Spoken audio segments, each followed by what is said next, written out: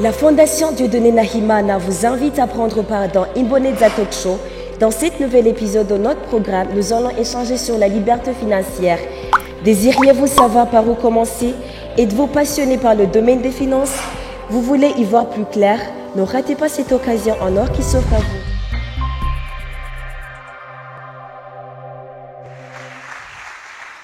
Alors, Aimé. Aimé, ninde ndazi ko tutaza kubiheza kuri mugoroba mugabo. En bref. Merci d'abord pour l'invitation. Abatanzi nitwa Aimé Mananda, ndi Murundi, ndi mugwizatunga, ndubatse, mfise abana batatu, mfise imyaka 47 mugabo nibaza ko ndi umujene nka niko nifata.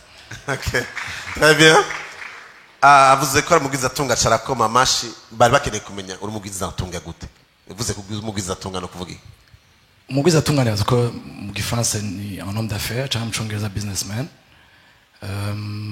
Parcours yanje ntibikenewe tuja mu madetail cyane mugabo abantu benshi banze kuri bose wa Buseko, sinzi ko muzi Buseko. Buseko ni societe yubaka ikora isima ni ikintu dukoresha mu buzima bwa misi yose twese iyo tuja.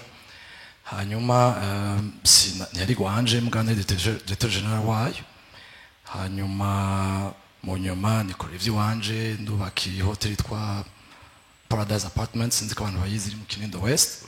Hanyuma nkaba nikorera n'ibindi ubu ndafise n'amafere nkora yandi hanze no ngaha. Turaza kubigarukako ariko nashaka kuvuga kuri theme turiko. D'abord ndagushimiye by'ukuri ko bana ko washoboye kutwitaba kwanze ko ufise ama responsabilité menshi. Nigari mu buzima bwawe wageze ahantu ukagira ishavu ryo kuba ya dépendance financière. Ahantu uvuga uti ndumva ko ntishoboye. Qu'est-ce qui a déclenché? Qu'est-ce qui s'est passé? Musi muravuga uti non, c'est pas normal ko mbaho ndi dépendant ku bandi bantu financièrement.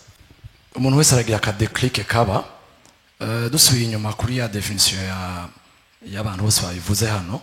À la fin l'indépendance financière nuko uba ufise revenu ziruta dépenses zawe. Hama ukaba ufise na objectif, il y a le genre et le style de vie ushaka kubako. Ça veut pas dire que tu dois être milliardaire. Quoi ushaka kuba milliardaire ufise ideni riruta ivyo winjiza. Donc nubu urashikira nawe indépendance yawe. Jewe hano wabishikiye aho iyo déclic yabaye kuvuga uti nshaka ko un jour définir cet objectif qu'on nzogira iyo indépendance. Nakora hanze nari umusalarié ko nk'abandi bose. Nari mu gihugu cyitwa Mozambique. Hanyuma nari mfise abana tuvukana bari sous mes responsabilités. Mugabo sinza akantu kabaye katigana mu buzima bwa amadepense acamwo. Biranka ko nshobora kuriha minervare y'umwana. Hama nitura ku umugenzi amubwira ngo ntayafise canke ntibishoboka.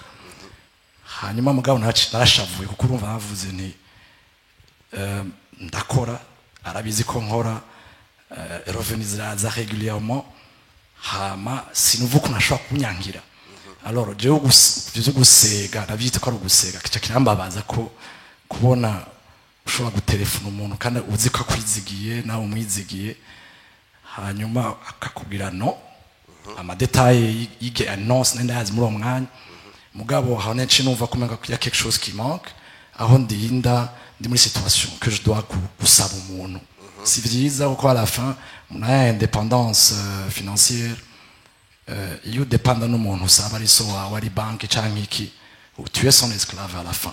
Donc l'objectif il y a l'indépendance financière nuko atamuntu no mubuki dépendant ko au moins sur la question financière. Wow. Mwakumvise ati mukomera amashiven. Donc iyo ufise umuntu usaba kugira ngo akufashe kwa avancer ubu uri esclave wiwe. Donc nawe bari muvyeyi nawe bari banque ainsi de suite. Cette fois-ci iryo shavura rigize nihe hantu watanguye gukora ikintu kuvuga uti cette fois-ci nagomba kugenera ama revenu ari supérieur ya ma dépense yanje. Ni ikintu watanguye gukora?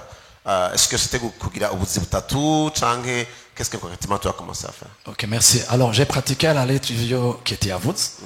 Première chose savings, donc épargne. Épargne nteye inkuru gatoyi nahembwe $1000 icyo gihe mugabo $1000 hanze burya ni menshi si menshi cyane kuko le coût de la vie hanze en général iri hejuru par rapport y'u Burundi ufise loyer ufise telefone ufise ubuzima gufungura n'ibindi byose n'amatara n'amazi mugabo ndavuga nti ubu ngira ntangure kugira épargne sinagiriye kuri 10 keti nagiriye kuri 30 ou 40 d'ailleurs ndakupa gusohoka kugabanya gusorora ntaca unashobora gutwenga bari gusorora zitanu ukavuga tugiye kuri zibiri gusa nategerezo kugenda mu ndege ngiye muri vacances eka ngabanye vacances kangene muri bus ibintu nk'ivyo donc atama pratika iyo discipline financière kugira générer ayoma épargne hama iyo épargne objectif yari yuko ntegerezwa ko investissa pour que nzo générer ma revenu ari au-delà ya le salaire ari à la fin azoma bwa buzima nshaka ya indépendance donc non revenu ziruta les charges alors qu'est-ce que j'ai fait na chaîne définir ça yuko chaque année su kwishima muri ambabare vraiment bamwe yo mvuga maka oya urabivuga ni kugira badufashe il faut aller en détail na dize yuko objectif yari yuko ico nabona l'opportunité que j'avais vue c'est que muri Afrique du Sud niyo nize l'immobilier cyari kintu qui marche ibijyanye n'amazu hariho une toute nouvelle classe c'était en 2001 classe y'abirabure batanga kuronka nabone ama opportunité baronka akazi baronka ama crédit donc hari abirabure bavuye muri za townships donc dans les ghettos pas du quoi dans les villes donc l'immobilier c'était un bon business l'opportunité donc il faut qu'on investisse muri immobilier alors muri immobilier navuga ni OK je vais sinja kuri banque ndiye objectif que chaque année ntegeza kuzogura un appartement pendant 5 ans et c'est comme ça qu'on vient against ça a marché donc chaque année waragura appartement yibayi wawe dans quelle ville ego zari nyinshi bon les trois principales villes de l'Afrique du Sud ni Johannesburg na Pretoria na Afrique. Donc dans 5 ans office amazu atanu muri Afrique du Sud. Ce n'est pas qu'on ndabivuga mbwa ntakunda. Oya on va dire. Arabantu ko turagomba gufasha. Bivuye ku mafaranga bagira kata ku mushahara wawe. Wawe kuri savings zawe. OK. Cette fois-ci wazironse. Yego. Ucubiko bizikuza kugufasha gute? Qu'est-ce que tu vas faire? Est-ce que tu as mal loyer? Est-ce que tu vas revendre? Qu'est-ce que tu as fait? Alors, c'était ni business, il y a location. C'était pas business, il y a à revendre. OK. La location va aller à Oban, qui peuvent maintenant être des locataires. Et puis, l'investissement ni location, donc c'est le revenu, ils ont mon loyer. Mais en même temps, derrière, ni l'accroissement de la valeur de l'immobilier. Donc un jour, si tu le revends, parce que la demande, c'est dans 5 ans, si tu revends, ils ont 500. Donc à la fin, c'est quelque chose qui génère, il y a valeur. Et à côté de ça, on a Bananyakazi, bien sûr. Entre-temps. Non, mon directeur commercial dans une société informatique. Bizarrement, tu sais pas quoi informatique. Alors, vous avez retrouvé Wadje mu Burundi. Bagarutse mu Burundi avec toutes ces opportunités à l'office. Bon, l'histoire ni un peu ndende gato mbwa ndashobora kuyisimplifier kwera umwanya. Mozambique nabaye imyaka indwi nkora muri za informatique. Niyo natanguye na business. Hama ndasubira Afrique du Sud aho navuye aho nari nize parce que nari nubakiye umuryango nkora une société yitwa SAP y'abadagi c'est une grosse boîte internationale multinationale ya informatique y'abadagi. Bon, équivalent nka za Microsoft tout ça. Hanyuma aho nari umudirecteur wa l'Afrique subsaharienne muri société y'abantu zenya y'abadagi en tant que directeur au vital développement du marché sur les 42 pays.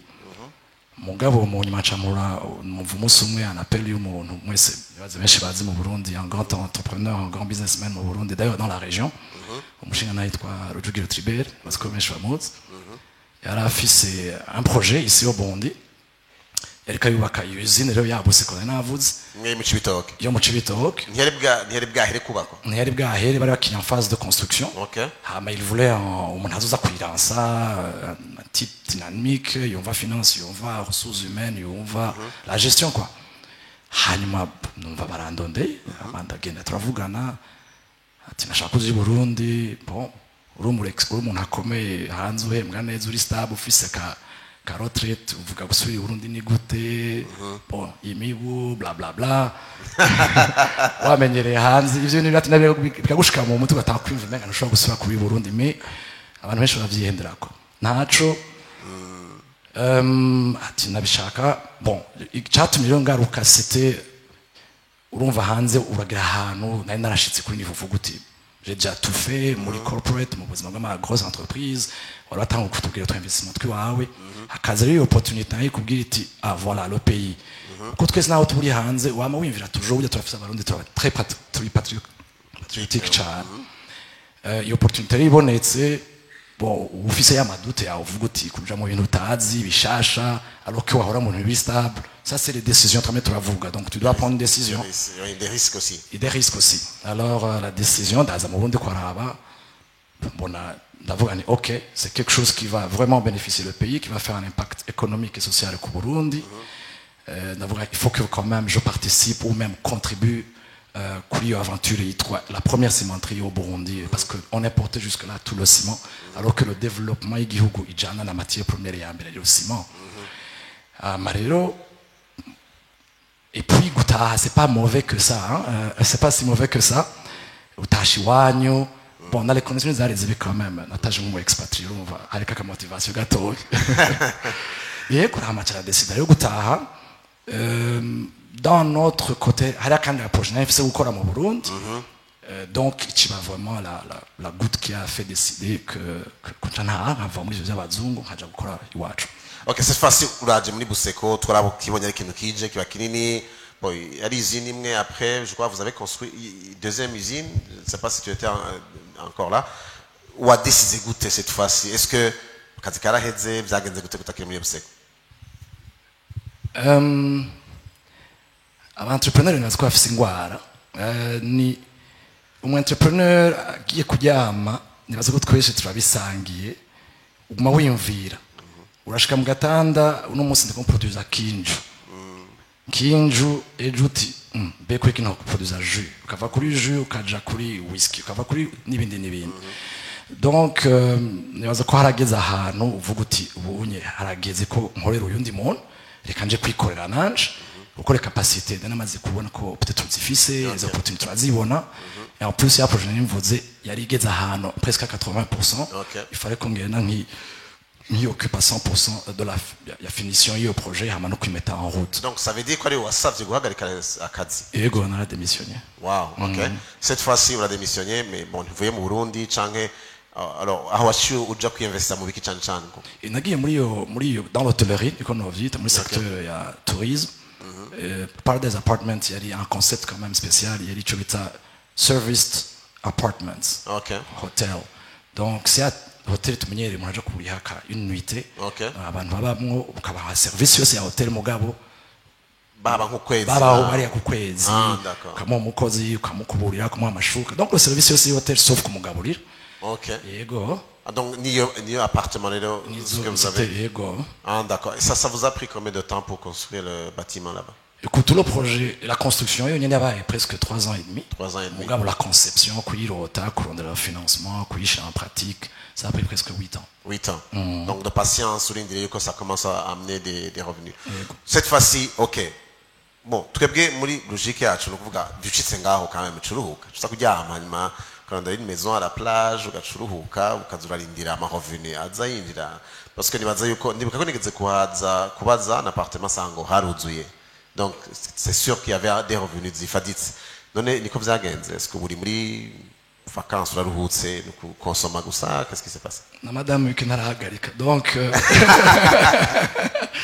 alors nivyo muri mwe twamwe turavuga la vya indépendance financière byose bijanye na objectif. L'indépendance chaque année. Est-ce que j'ai muri retraite?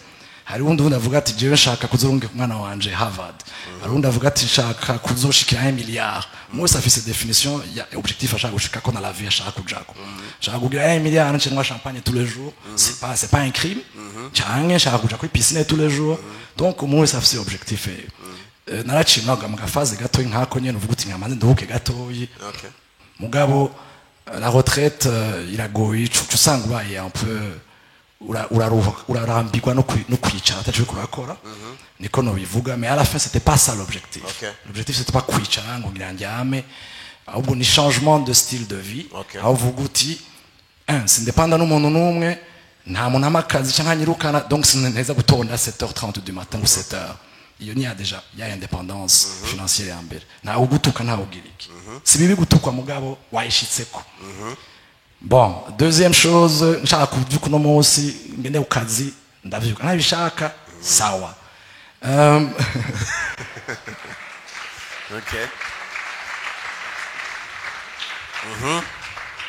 Bon, hari abandi nshaka kugura imodoka ejo, twese turabajene turakunda imiduga, nshaka guhindura ejo, nshaka Range Rover, nawe nyine ngo urayitwara moto, donc nawe warayishikiriye. Entre parenthèses, ok. Et umhindure cyangwa iki, donc c'est en fonction de l'objectif, mais à la fin, l'être humain, c'est quelque chose qui évolue. Hagarika, nushika ahantu ukavuga uti, jewe ndahejeje 50 ans ndicaye. C'est impossible. L'être humain naho wicara, peut-être tu vas changer d'activité. Uzohindura gutonda ku kazi cyangwa gutonda ku ya business cyangwa ku ya hotel, tu te réinventes dans quelque chose d'autre. Est-ce que tu t'es réinventé à quelque chose d'autre maintenant? Oui, pas encore. Ok. Non, je me suis réinventé dans un autre business Okay. à l'extérieur. Donc c'est usine Yanj, ikora iki? toujours le ciment, on a collé Chazi muri Mozambique. Wow. Umurundi afise izine muri Mozambique. Isima, Ego hama, tu te réinventes dans beaucoup de choses, dans différents types de business, dans la charité, dans le bénévolat. Hari abandi baja korora n'ibindi n'ibindi. Jewe sindashika ku byo korora n'ibiki ndacakora. Mugabo ico novuga ko nashitse ko muri iyo teme turi kuno munsi ya la independance financière nuko ukora icyo ushaka atawuguforsheje atawuja gusaba ajyande nkuko anje yabivuze atawugucisha bufuni na buhoro hanyuma ushobora guplanifya kandi utabanje bya bintu wari usanzwe ufise bidatiriganye. Ok. Aho nyene, est-ce que numvise amaactivité ugenda urakora, c'est sûr que hari igihe ushobora kwirotira ufise effectivement amafaranga ama liquidité ari quelque part. Est-ce que qu'est-ce qui t'empêche de ne pas dépenser? Ushobora kuvuga uti bon nayo wanje turifashatse kugura iki canke kiriya nshatse amafaranga arahari, mais qu'est-ce ni hava yo déclic tu me vuga uti non je peux pas toucher, ou qu'est-ce que tu fais pour ne pas toucher? Alors, ce n'est pas de ne pas dépenser, c'est de dépenser what you can afford, ce que tu peux gushobora. C'est vieux. Mu buzima bwa misi yose twese dufite amadepense kuva mu gatondo kivyuka gushaka umugoroba ni depense gusa, mugabo depensa kuvyo wewe ushoboye. Nimba mfise objectif que dans 3-4 ans ata deni shaka kuzoba mfise shaka kure hajya deni nafata kugira ngo ure ya machine nkavuga ni okay nahoranwa champagne cyangwa nahoranwa Heineken reko no musi no kanuzenya ka Amstel ntacu kuri zo 3 mois gusa n'izo 3 ans ugafunika umukaba katoyi. Après za twanziheze ça va très vite, tu peux revenir et faire tout ce que tu veux ukanwa kimwe ushaka. Iyo ni exemple nakunda go. Donc souvent ngo wareta ama dépenses yose mugabo no kuyaharura ukabuyaza no muri ya budget yavuga ugashiramo l'imprévu. L'imprévu ishamo muri budget. Ninjiza ijana il y a dépenses à 60, j'ai moins imprévu à 10 parce qu'un préviseur va rechane c'est surtout dans une société il est très sociale en Burundi, hari umuntu azobura uratera urugire mariage n'ibindi ukabishiramo naho kiza gute parce que uri blend waramaze kugiplanifier, donc tu as déjà prévu même l'imprévu. OK. C'est vieux. Il y a 30 kabuze uti sindayikora ko hagwa imvura atagwa imvura iyo 30 kandi kabuze ifite objectif dans une année, dans 2 ans nzo créer imprimerie, nzo créer société runaka n'ibindi. Yatumukomera amashi cyane umva ibi nibiri biko biduha un exemple pratique qui était kutubwira, donc kumva ari kintu kimagaruka cha discipline, donc quelque part savoir kugira budget kumenya hutarenga kugira ngo ntuze kwirotruva imisi yose uri endetté. Alors donc baturangize juste ufashe nk'umuntu yamaze kugenda mu bihugu bitandukanye wakoze ma société atandukanye ku maniveau menshi. Est-ce que le Burundi c'est un pays d'opportunité pour investissement, pour investir? Shaka gutuma nashaka gutera imbere canke wapi ça ne va pas, il faut que tuja muri Afrique du Sud canke tuja muri États-Unis canke mu Bushinwa? Est-ce que vraiment il y a un espoir yuko Burundi ushaka investir ugatera imbere? Cane gose. Le Burundi c'est un pays vert, c'est un pays vierge d'opportunités. Ikibuze n'umutwe gusa. Ikibuze ni ishaka, ushobora kugira umutwe akabura ishaka. waronka ishaka akabura ya discipline. Abarundi malheureusement je peux faire ce petit commentaire, umuntu arakubita inoti ya mbere 10 millions buno nyene agashaka kubaho umuntu afise 10 miliyari ntigishoboka. Washaka siniko ndakritika mbwa murambabara niko bimeze cha dusimbira hejuru yahoranwa ngo ntangiye example yahoranwa ka Amstel arashimira kuri Heineken donc nibikenewe tu peux y aller mollo doucement ukahashika aho no kuyiguda sura no kwiyumvira en fait udasura kwiyumvira. Donc au Burundi c'est un pays vierge, il y a beaucoup d'opportunités. Umwe wese ifo karondera icakunda. Je nshobora kwa nkunda amazu, wowe ugakunda udakunda l'art, uyunda agakunda imprimerie, uwunda akunda kwenga inzoga, uwunda akunda jus n'ibindi. Fata icukunda, ugishe ku mutwe, udéfinisse un objectif de dans 5 ans ou 10 ans. Dans 5 ans de fait. Nshaka ko ari jewe nzaba mfise la plus grande brasserie de fait. C'est possible. Tout ce que tu définis comme objectif, mu mutwe wawe ukibloska vuga uti jewe kijya kintu ndagishaka kandi ndugaye haza umuyaga hataza umuyaga ni hariya niho ndkondaja, c'est possible. Icyo nshaka kuvuga kandi nta kintu canzanye muri show ko babwira yuko mwese aba jeune c'est possible, allez-y, kora ma projet muyatangure muyandike mweshe mu mutwe mukora ama budget nibiki nawe ufise 0 francs nuburuzo kugurana nayo 5 utangana niyo 5 au milieu de la route tu vas trouver ugu à 5 avec 10 et à la fin uko menanse yabivuze banki nizoza kukurondera à la fin ukabwe ati muta je no musisi nakira wewe nakira KFCB ukitoza bose batonda ku murongo. Reka amashine ya mwakomye cyane. C'est possible. C'est possible. Hein? Donc ahani wantu tugomba kurangiriza niho tugomba gushika cyane par rapport iyi talk show. Et l'objectif ni donc nibaza yuko umwe wese mitwebwe ariko ariga cyane tugiye kutwiga niki. Abantu menshi akunda gukoresha ijambo rivuga ngo nta mutahe ndaronka nta muntu aramutahe ariko babonye ko bishoboka a partir y'amayidi ufise mu mutwe a partir y'ibintu bitoye gushobora gukora ejo abandi bakaza bakiyasosiye hamwe nawe urashaka guhera aho uri ugashobora gutera imbere. Donc hari benshi ngahari gushaka gutanga amatémoignage hari abantu bafite experience y'imyaka myinshi bakoze ibintu bagatera imbere ngaha mu Burundi bahereye muri bite ariko umunsi akashika kure. Donc tworonka abantu muri salle n'abari kwadukurikira boshobora guhindura uburyo bw'ingene biyumvira n'ingene bayeho birashoboka ko dutera imbere tugateza imbere imiryango yacu tugateza imbere igihugu.